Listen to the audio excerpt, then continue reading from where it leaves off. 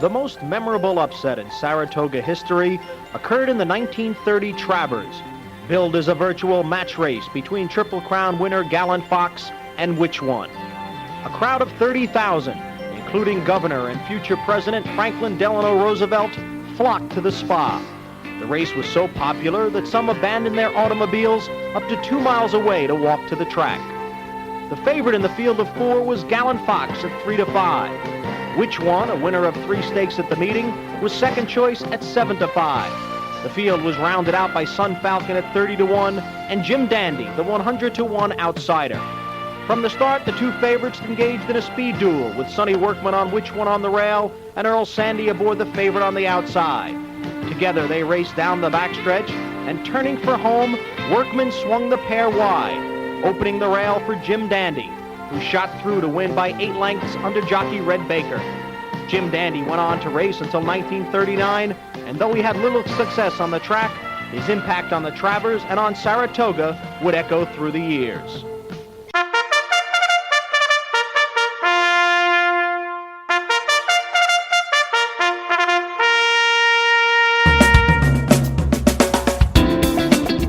Welcome to Thoroughbred Ticket, into the world of thoroughbred horse racing, into a world of inside information and handicapping style geared towards making a winning day at the races worldly possible. And now, here's your host of Thoroughbred Ticket, Mr. Kenneth Anthony Moultrie.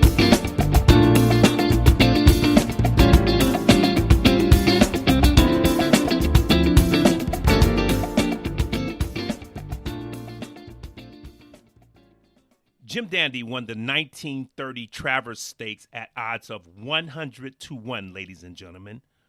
100-1. Not 99-1, not 101-1, nor 150-1, but exactly 100-1.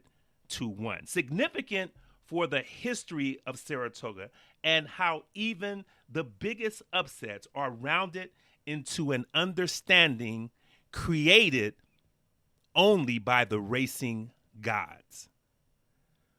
So welcome to Thoroughbred Ticket, ladies and gentlemen. I am your host, Kenneth Moultrie, here on this Friday, July 30th, one day before the running of the 2021 Jim Dandy Stakes at Saratoga in Saratoga Springs, New York. And I'm going to cover the entire field. It's a short field, 6 runners, of course, highlighted by Essential Quality.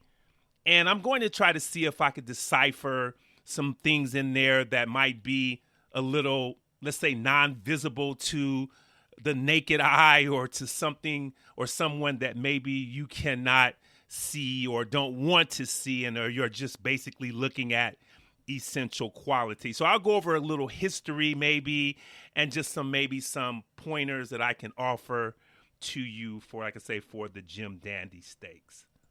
The weather today at Saratoga, I heard it started good. I know yesterday was kind of off. The track was sloppy. But, you know, Saratoga is one of the most fastest drying out tracks there is. Of course, like I said, the turf course takes longer. So that was yesterday. Today, I heard there was some rain early. It was kind of unexpected. Made the track sloppy. They had it sealed throughout most of the day, so the horses were running on, you know, kind of that wet top, kind of turned gooey a little bit. Then they heralded for the last maybe 3 or 4 races, so it actually turned to good. And obviously, without any rain tonight and tomorrow, and the forecast is calling for no rain, so obviously the track should be fast. The main track should be fast.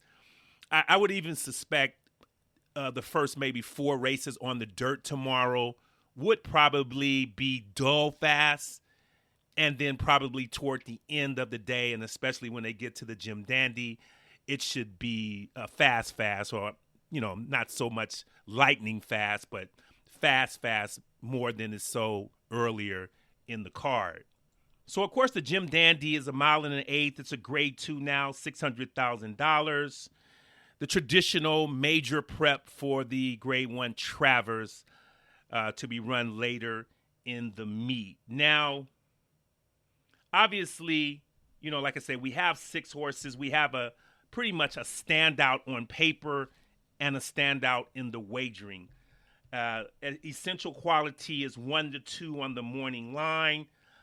So what I'm going to try to bring to you here, ladies and gentlemen, is not who's the best horse, but who may be more ripe to win the race tomorrow. Now, I remember a time up until probably in the 80s, which is not that long ago. I mean, it's long, but it's not that long ago for what I want to tell you or talk about. And there was a time to where there had been no horse that ever won the Jim Dandy and the Travers.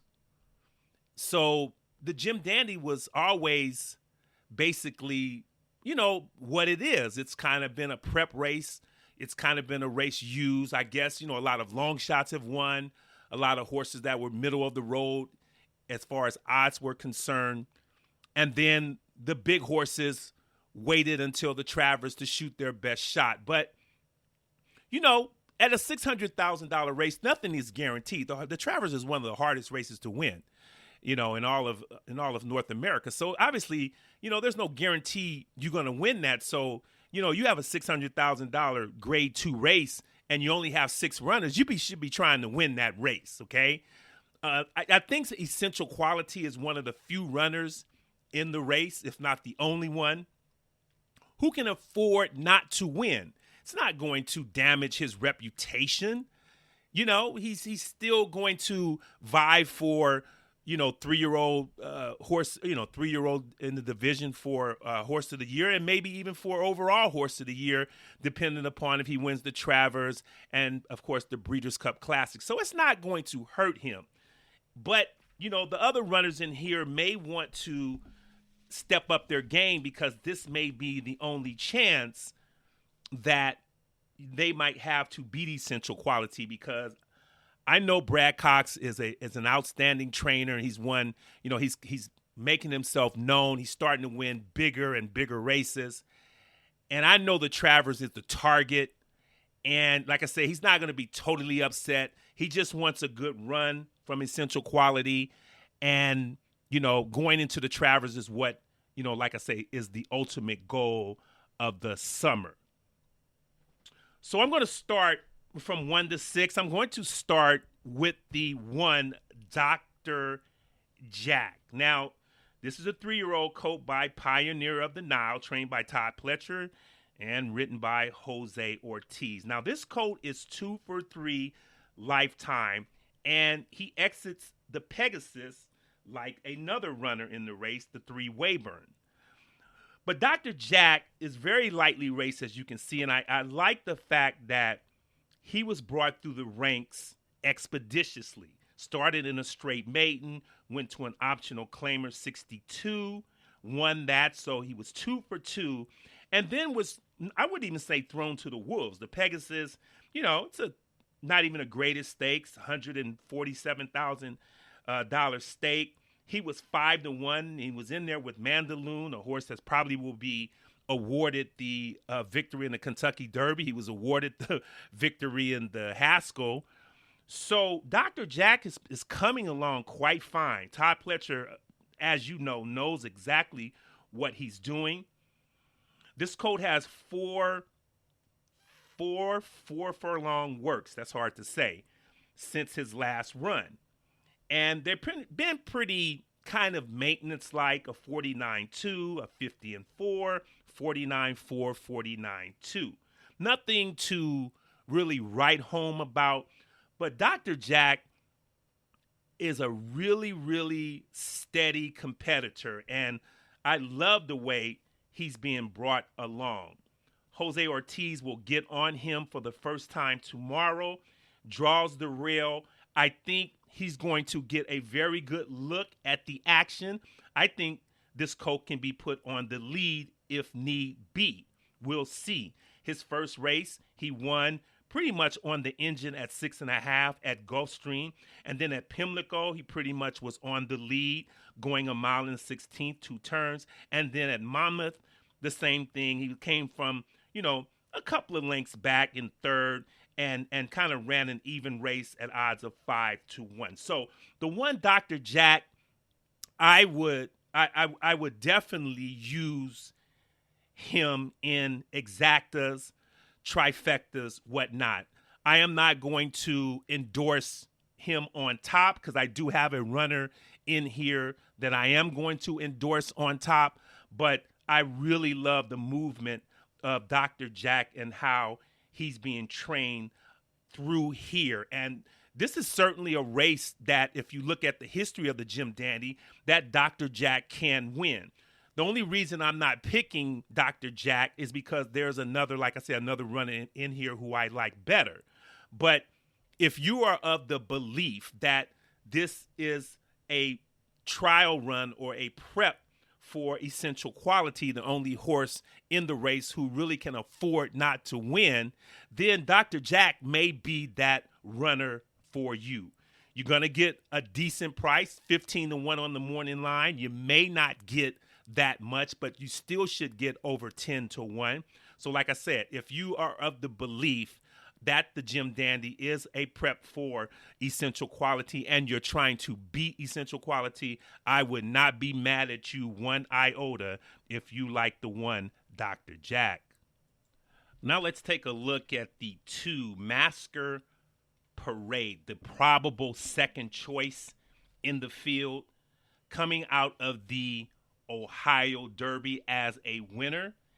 And I'm going to reverse endorse this runner, and I am going to tell you why.